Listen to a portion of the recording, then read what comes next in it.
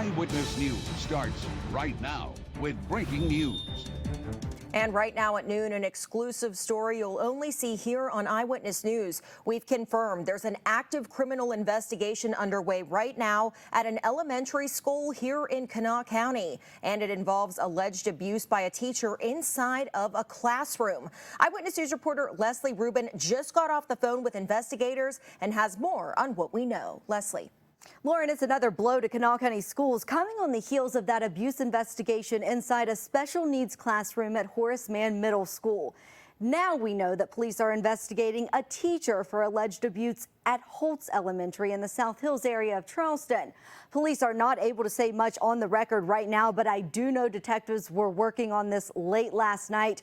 Charleston police now working hand in hand with the Kanawha County Prosecutor's Office and tell me it is an active investigation that right now involves multiple incidents involving one teacher. Sources also tell me that the alleged abuse was caught on camera. I've also reached out to Kanawha County Schools, who just issued this statement. They say they are aware of the allegations and are taking necessary actions to ensure the safety of the students. The school system also says they've made appropriate notifications.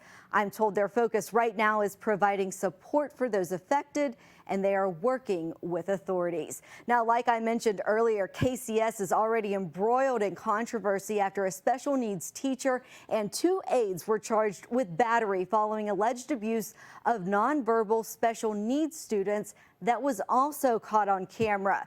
The 3 were charged with misdemeanor battery. Those cases are still playing out in magistrate court.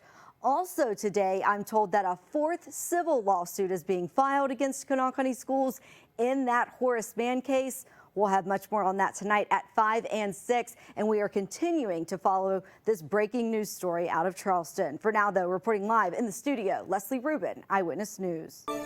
And first tonight, in an Eyewitness News exclusive, we are sitting down one-on-one with the mother of a child who was inside the classroom at Holtz Elementary in the South Hills area of Charleston, where there is a very active police investigation into alleged abuse of special needs students. Eyewitness News reporter Leslie Rubin broke this story last week. She's here now after talking with that mother who says she wishes she would have spoken up sooner. As of tonight, criminal charges have not been filed against that teacher. Prosecutors are reviewing the case right now to determine next steps with Charleston police. Now, we do know that the teacher has not been in the classroom since the incidents were discovered last Thursday. I've also just learned that this all started when a student reported an incident to a school employee who then went to the school administration. Lori Scott has been living a nightmare since learning last week that something very wrong was suspected of going on inside her 10-year-old son Mikey's special needs classroom at Holtz Elementary in Charleston. The only thing that we knew was that there was some type of allegation made, and that's all we knew, and that was enough for me to know that my suspicions were correct. Her suspicions, part of the reason she says she pulled the 4th grader out of the classroom earlier this month. He started coming home with bruises, and he started saying things that just weren't right, you know, just certain things that just didn't sit right with us. And my husband really was the one that talked me out of thinking that something was going on. She learned about the criminal investigation initially from another classroom parent. We want answers. We want to know what's going on and why you allowed it to happen. Scott is thankful cameras were in the classroom due to a state law passed in 2019 that requires them in self-contained special needs classrooms. Videos are kept for 3 months, but the law prevents them from being viewed outside of a suspected incident. In a statement, Kanawha County Schools said that the law would have to change in order for them to be able to randomly or continually view video from these specific cameras. KCS says it would gladly assist in working with the legislature in order to make that happen. They're waiting until the abuse is happening, and it's happening at an alarming rate. This is just the latest abuse investigation inside a special needs classroom in Kanawha County Schools. In May, a Horace Mann teacher and 2 aides were charged with battery on several students with disabilities. Stunning allegations of children being verbally and physically abused on camera. If teachers are willing to do this with cameras in the classrooms, it's because they think that they've got the system on their side. It's because they think that they can. I just learned from Kanawha County Schools that all parents of children in the classroom have been contacted, and they will be able to view video from the first day in question. I'm told that's 16 hours of video, 8 hours from 2 different cameras. Kanawha County Schools says there are no special needs classrooms out of compliance with the law. Reporting in the studio, Leslie Rubin, Eyewitness News. We begin with an update on a story we've been following now for months. A Holtz Elementary teacher who is under criminal investigation for alleged abuse of students in her special needs classroom has resigned from her position. Take a look at this picture. This is Nancy Boggs. We got this from the school's website. Boggs is 66 years old. She submitted her resignation yesterday at the Kanawha County School Board meeting. She listed retirement as the reason for her stepping down. Now, Boggs has not been in the classroom since those incidents of alleged abuse were discovered in late September. We're told there are multiple incidents that were caught on surveillance cameras inside the classroom. However, Boggs has yet to be charged, but police told Eyewitness News just this morning that the investigation is still very active. Boggs had been at the school for at least 7 years and taught in other counties in West Virginia and Maryland. Coverage now on the investigation that remains underway at a Charleston elementary school as a special needs teacher is accused of physically and verbally abusing students inside her classroom. Tonight, Eyewitness News reporter Leslie Rubin, who broke this story and has been following every step of that investigation, sits down exclusively with the parents of a little boy who they say was tormented in that classroom, and they say they saw the video that proves it. Rick, those parents, the first to file a civil lawsuit against Kanawha County Schools and former teacher Nancy Boggs, who last week resigned, citing retirement as the reason for her stepping down. Tonight, we're learning disturbing details about what those parents say they saw for themselves on surveillance video from inside of her classroom. Just a few short months ago, 9-year-old Trenton Bowden stands outside of Holtz Elementary, ready to tackle the 3rd grade. His parents, Craig and Beth, call him Mr. Social, with a larger-than-life personality and imagination that leaves an impression on anyone he meets. He's truly a bright light in our world. Trenton's resiliency shown since birth. He has pachygyria, special needs in the classroom that prompted the Bowdens to transfer schools just so he could be in Nancy Boggs' classroom. We trusted this woman so much that we immediately thought, this is blown out of proportion. This is not, something's happened. It's a disgruntled parent.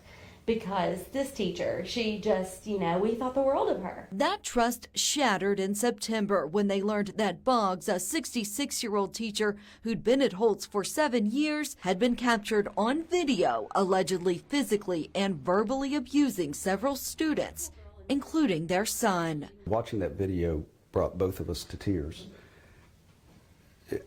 Trenton wasn't doing his assignment correctly, so Nancy Boggs grabbed him by the neck, turned his head towards her, and smacked him across the face. And then he burst into tears and he cried out, "I want my daddy." And she told him, "Daddy's not going to help you. He's not allowed in here. He's not going to help you." Then she proceeded to scream at him and call him a baby. Then she walks over to the corner, pulls back a partition, and it reveals a little girl who had been in timeout for 2 hours at this point in time already, and said, "Do you want to be like her?"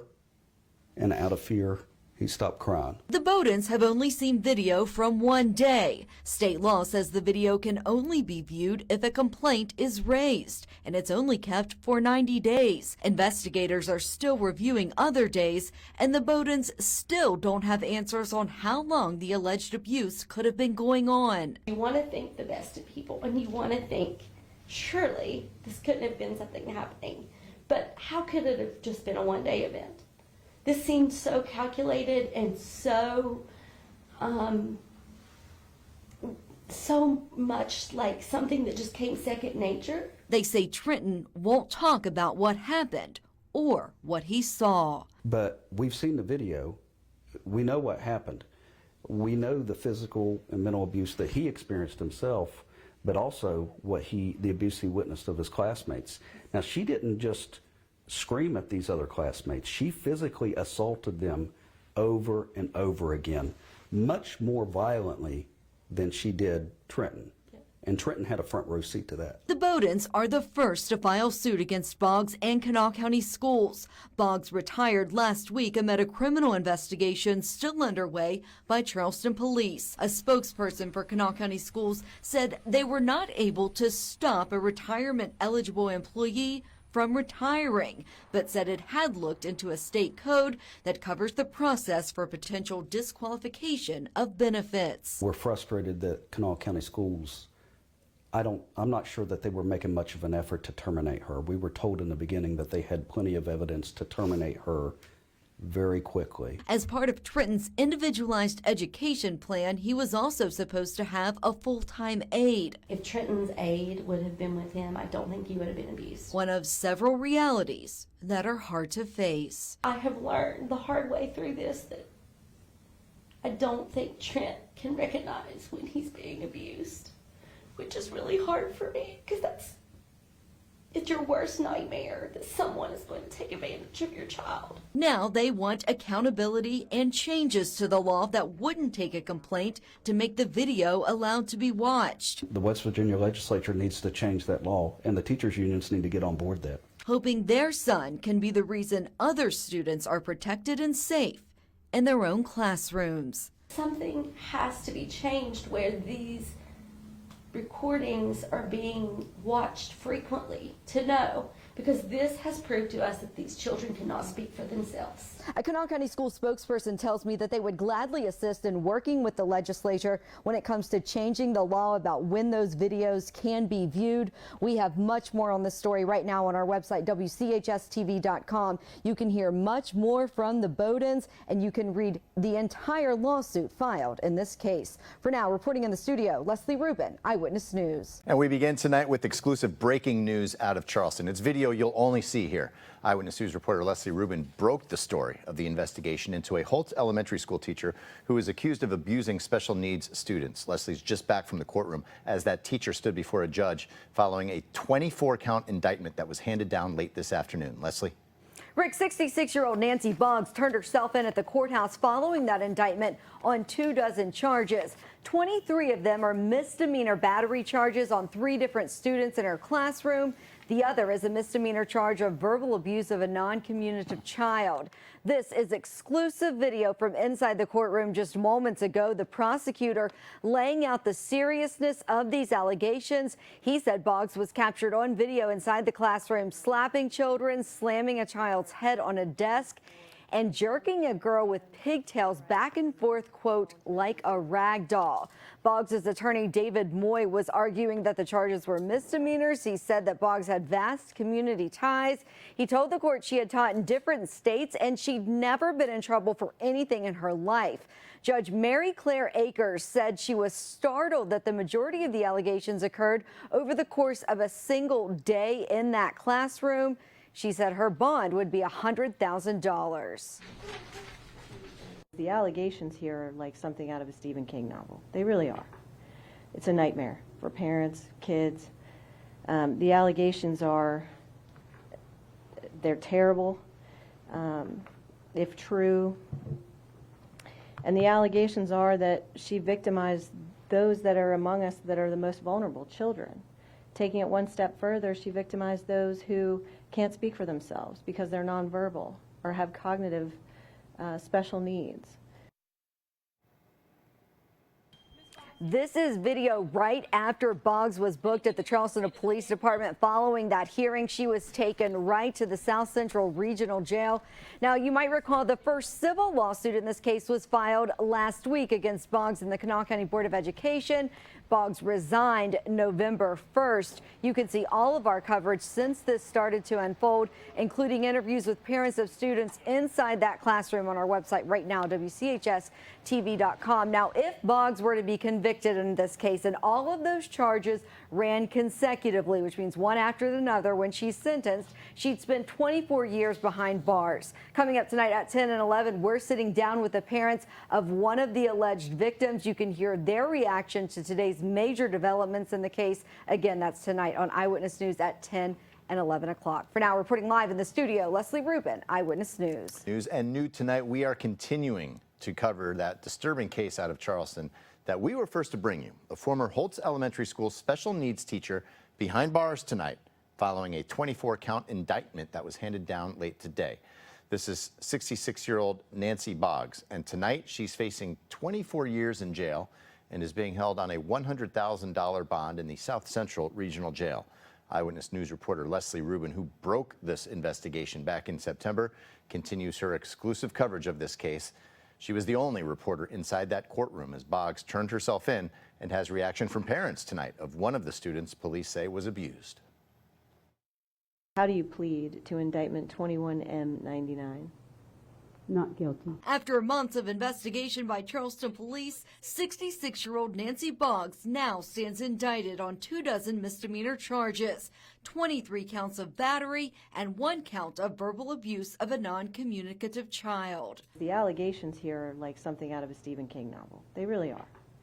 It's a nightmare for parents, kids. There are at least 3 alleged victims, all special needs students in her former classroom at Holtz Elementary, where she taught for 7 years before she resigned earlier this month. One of those victims is Craig and Beth Bowden's son, Trenton. The parents at Holtz Elementary have been going through this since September, so we've had a lot of bad days, and today is finally a new chapter. Boggs turned herself in with her attorney, who tried to argue for a lower bond to keep her out of jail. She's taught in different states even. She's never been in trouble anywhere for anything.